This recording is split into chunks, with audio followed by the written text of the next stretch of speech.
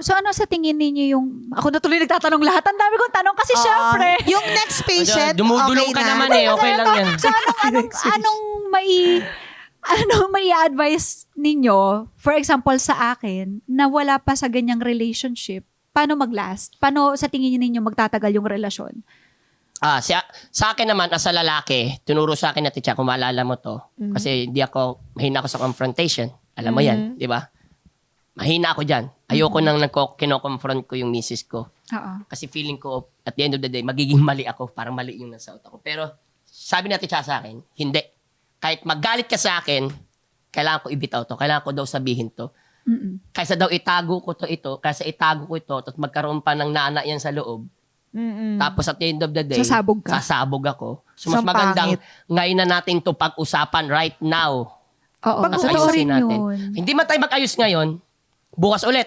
Kausapin ulit kita hanggang sa maging okay tayo. So, kailangan may hindi napapagod. Kasi paano kapag Yes. isa sumuko na parang, ayoko kitang kausapin eh. Well, that Utak happened lang yun to me. ata. Pag yung isa hindi na nagko-communicate, wala na yun.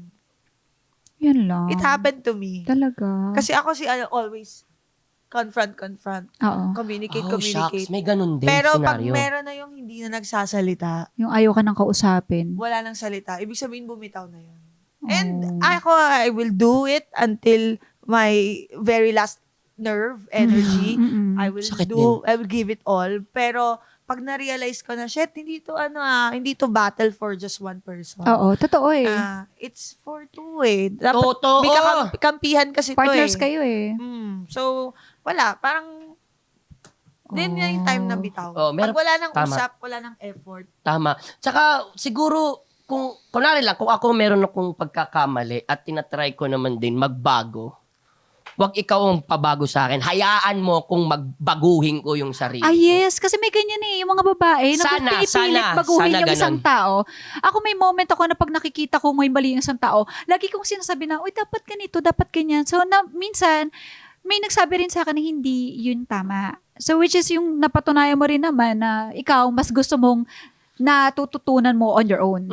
Kasi unang-una sa lahat, But may they have to express their feelings towards May it. kanya-kanya kasing trauma tayo, di ba? Hindi naman agad na siniling ako sa mundo na to para maging tayo. Oo. Di ba? Meron akong pinanggalingan din. May mga ginagawa ko na akala ko tama before, tapos nadala ko ngayon sa relasyon natin.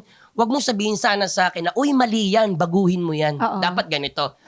Mahal, halika. Mag-usap tayo. Pag-usapan natin, upuan natin. Oo. Dapat kasi yung partner mo din, dapat marunong makinig. Yes. Or willing rin siya na, sige nga, Oo. pag-usapan natin. Labag man sa loob niya.